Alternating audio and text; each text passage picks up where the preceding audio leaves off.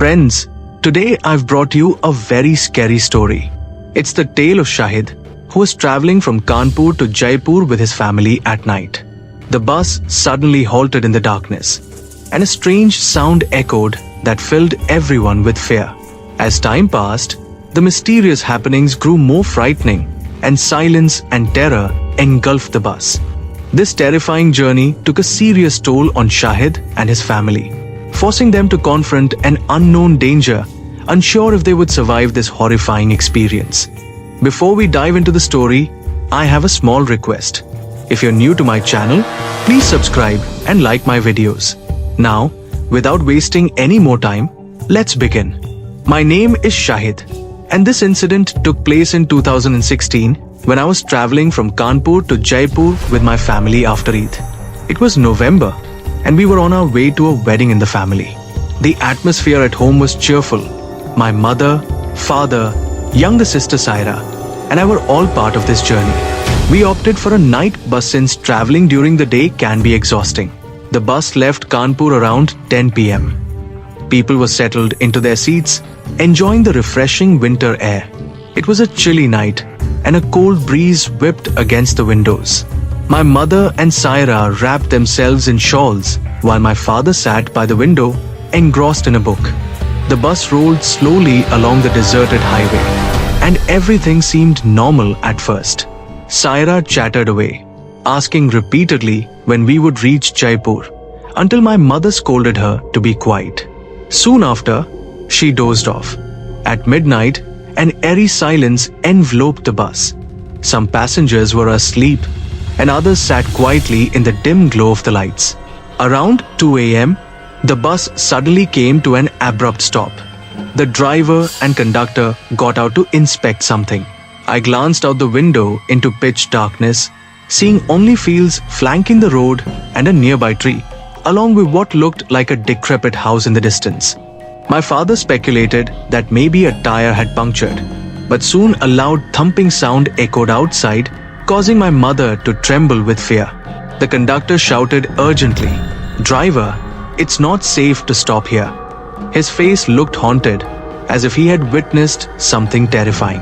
Both my father and I strained to see out the window, but the darkness was impenetrable. The driver eventually returned, stating that the bus's engine had overheated and it would need some time to cool down. Minutes ticked by, and an unsettling atmosphere descended. An elderly woman seated nearby was mumbling, "This place doesn't feel right. Something's wrong here." My mother suggested that I hold Saira in my lap while she began to recite prayers. My father contemplated stepping outside to investigate the surroundings, but the conductor insisted we stay inside. All of a sudden, the bus lurched toward the fields, and I heard faint cries nearby, a chilling sound that sent shivers down my spine. I looked at my father. His face had turned white, and he urged my mother to keep everyone quiet. As the crying grew louder, the passengers inside the bus began to panic. Someone asked the conductor, "Brother, where is that sound coming from?" He hesitated and replied, "I don't know, but I've heard this sound before." He recounted how, on a previous trip along this route, something strange had happened as well. My mother prayed even more fervently while the driver struggled to restart the engine. In the midst of all this, someone suddenly tapped loudly on the window. The sound was so startling that Saira cowered in my mother's lap. And when I looked outside, no one was there. My father asked the conductor if he had gone to check, but he shook his head. Everyone in the bus held their breath as silence descended again. Outside was complete darkness, and just then, the driver announced that the engine had started and urged everyone to sit down quickly. But as he began to drive, we saw figures in white clothing standing directly in front of the bus. The driver hit the brakes hard, causing the bus to stop suddenly. A wave of screams erupted from inside. The driver gestured for the conductor to look outside, saying, "What is that in front of us?" We all strained to see out, but the darkness was thick. However, the headlights of the bus illuminated a figure swathed in white in the middle of the road. The driver exclaimed in a shaking voice, "That doesn't look human." Saira, now in my lap, trembled violently. My mother held onto her bracelet and recited prayers silently. Even my usually composed father looked anxious. He instructed the driver to back up the bus and get us out of this terrifying place. But just as the driver shifted gears to reverse, the engine died again. The conductor cursed angrily, but my father silenced him, insisting he speak respectfully and act quickly. Panic spread through the bus, with some insisting it could be an animal, while others feared it might be a person. I had fallen silent, but deep down, I knew what we had encountered was no ordinary sight. Suddenly, a loud pounding erupted from the bus's rear doors. The noise was so fierce that all eyes turned in that direction. My mother urged me to hold Saira tight, and even though I was filled with dread, I tried to appear brave for my sister. The driver and conductor decided they needed to get out and see what was happening, but I tried to stop them, urging them to remain inside. Yet they insisted that we wouldn't know the problem if we didn't check. As they exited, I peered out the window and saw an abandoned highway devoid of cars or people. Fields stretched on either side, some with dry bushes swaying in the cold wind. It was 2:30 a.m. and a cold draft swept into the bus, heightening everyone's fear. My father glanced out, but his face changed as he shouted that he saw something in the distance. The conductor gestured, but his words were barely audible over the tension.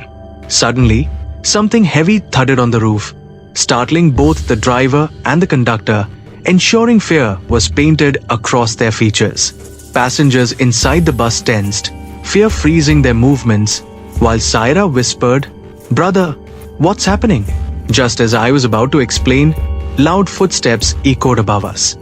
The driver rushed inside, shouting for everyone to close the windows and not to look outside. The fear evident on his perspiring face indicated he had witnessed something unfathomable. I quickly closed my window, but noticed a man in the row ahead peering outside. His eyes grew wide as he screamed, "It's here." Panic erupted. Everyone screamed. My mother clutched Saira, and my father desperately tried to peer outside, but the darkness obscured everything. Suddenly, there was movement near the bus, making the driver increasingly anxious as he tried to start the engine. This time, it roared to life, but as soon as the bus lurched forward, it jolted and fell silent again inside. The driver concluded, "This bus isn't leaving here," proclaiming that we'd have to disembark and push it. My father yelled at him to understand the danger of exiting. Ignoring him, the driver attempted to open the bus door when a blood-curdling scream pierced the air, instilling terror into us all. As the driver swung the door open, an intense gust of wind swept into the bus, carrying a bizarre scent akin to rotten flowers. It was completely dark outside, and my mother urged Saira to stay covered with her shawl, warning us not to peer outside. My father insisted the driver close the door, while the driver, now panicking, mumbled that staying still would lead to disaster. Then the footsteps returned, softly but deliberately, as if someone was approaching the bus barefoot. I squinted through a small opening in the window, yet saw nothing, only a strange feeling, as if someone stood just outside. The tension inside the bus was palpable. An elderly man remarked, "This place isn't right. I've heard no one stops here at night." Fear gripped my mother tighter, causing her to plead for protection from Allah. Suddenly, the conductor shouted, "Look there," pointing frantically at something outside the bus. Everyone leaned toward the window, catching blurry movement illuminated by the headlights. A distorted figure was limping towards us, its long limbs casting nightmarish shadows. My father yanked me from the window, demanding to know why I had looked out. Saira began to cry uncontrollably. My mother tried to calm her, urging her to recite prayers as fear gripped her. The driver's confidence faded.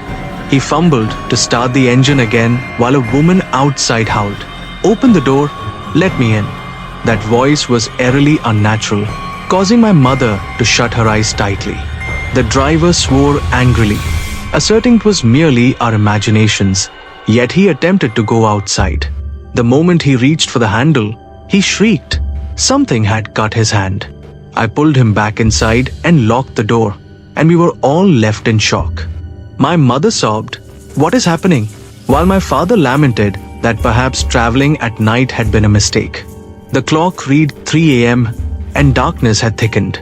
We braced ourselves in silence when suddenly we sensed something sharp scraping against the bus windows, akin to nails against glass. Saira screamed anew, "She's coming. She's right here," pointing towards the window. In a panic, I glanced towards the glass, but saw nothing. Chills spread through my veins as laughter filled the bus. Sinister laughter that was anything but human.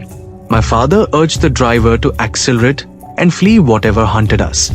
The driver obeyed, and we moving faster, yet dread still loomed. It was 3:15 a.m., still on the empty highway, enshrouded in darkness. We felt the vehicle would lead us towards an impending doom. Everyone was tense. Saira remained unconscious atop my mother's lap, and her face was pale, yet she continued to murmur prayers. The driver persisted, urging everyone to have faith. Then a man in the middle row suddenly exclaimed, "Someone's sitting next to me." His voice trembled in fear, prompting panic to ripple through the bus. Everyone turned to him. His seat was vacant. I felt someone gripping my shoulder. He declared with urgency. Silence fell once more as fear crept back into our hearts. The driver pushed ahead, racing past shadows of collapsing structures that seemed abandoned yet haunted.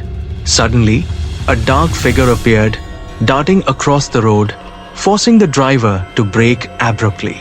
"What are you doing? Why did you stop?" My father scolded him, only to be met with the driver's panicked reply, "I saw something." We all leaned forward, but all we could see was an emptiness that chilled us. The conductor stammered, "It wasn't a human," while my mother prayed fervently for our safety. Just then, Saira stirred, softly lamenting, "I don't feel well. I want to go home." Her weakness alarmed me, and I clutched her tightly. As the bus pressed on, unusual sounds emanated from the back, thuds, as if someone was attempting to board. My father ordered the conductor to investigate, and, with a torch in hand, he bravely ventured back. But upon shining the light, he screamed and stumbled back in horror as he claimed something had entered the bus. The driver reacted immediately, speeding up in terror, but we remained unusually quiet, every breath heavy with dread. Time ticked by, and the highway appeared endless, surrounded by menacing trees. The pounding on the roof intensified once more, a shuddering reminder of our unknown pursuer. "It's up there. It's watching us," Saira howled, and my mother cocooned her even tighter, whispering assurances of divine safety. The driver peered through the rearview mirror, but only saw the thick fabric of fog shadowing us. "Just a little longer. Stay calm. We're close to the city," he murmured, though we could hear his panic beneath the surface. Bangs thundered across the roof, like someone hurling themselves onto it, provoking renewed screams from the passengers. "Don't stop the bus," the conductor yelled. The driver nodded, flooring the gas pedal again, urging the bus into a blur of frantic speed, yet the heartbeats within us froze in collective dread. Ours crawled by, universally haunting our minds as Saira's frail voice broke. "Bhaiya, I'm scared.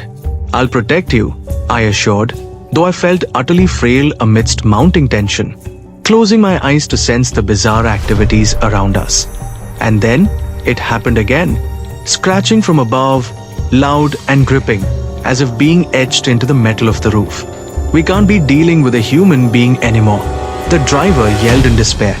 A terrified woman near the window yelled, "It's peering through." But when we looked, only shadows loomed outside. The driver ordered, "Speed up. We must get out of here." Yet the brakes failed, the bus spiraled into chaos, and everyone clutched their seats, praying aloud. The dim lights inside started flickering ominously, giving the impression someone was playing with them. The driver yelled, "We're losing control. Something's wrong." The conductor resonated with solemnity. "This isn't coincidence. There's something beyond our understanding at play." Yet my father snapped at him, "Stay calm." But I could feel the deepening fear pulse through the bus. The road was desolate, shrouded in fog. A chilling wind filled the interior as if it harbored an evil spirit. The driver grits his teeth and pressed on, but the bus sputtered to a halt at a heavy noise. Time stopped. The clock blinked 4 a.m. Figures obscured by shadows began materializing around the bus, looking almost human, yet so unclear, haunting the edges of our sanity. They moved rhythmically, closing in, making my mother murmur more fervently, "Stay away from the window, Shahid." My father commanded sharply, while the bus vibrated with furious knocking upon the door, each blow fiery and insistent. The conductor shouted warnings not to open it, yet dread held us in a paralyzed state. Knock after knock slammed into our ears, the sound reverberating against our hearts as Saira whimpered, "He'll come inside." My mother clutched her tightly, while my father hovered over the driver, commanding him to resist any entry. A sudden scream tore the air from the rear of the bus, hopeful cries for help juxtaposed against our growing terror. "Stay back," my father warned, but the conductor wavered. "I want to help him." "No, don't you dare open that door," my father commanded. But he wouldn't listen, and the instant the door creaked open came a wild rush of wind. It carried an overwhelming stench, constricting every person's throat. The conductor was suddenly ambushed by fear and couldn't close it. Then, just as the driver struggled to revive the engine, it coughed back to life, a sweet echo of relief filling the bus as we surged forward. Breaking the silence, we edged beyond the fog until we glimpsed the outskirts of Jaipur, lights flickering through the darkness. Calm washed over us. We're almost safe, the driver breathed. He eased the bus to a halt near a gas station bathed in a faint glow. Thank God, we made it. My mother wept joyfully, wrapping her arms around Saira. But as we began to exit, whispers of confusion and disbelief lingered. On cue, strange laughter rippling from the rear touched our ears, a reminder of horrors we hoped were left behind. As we departed the bus, the night air was cold and quiet, but our experience would forever haunt our memories. Friends, until next time, goodbye.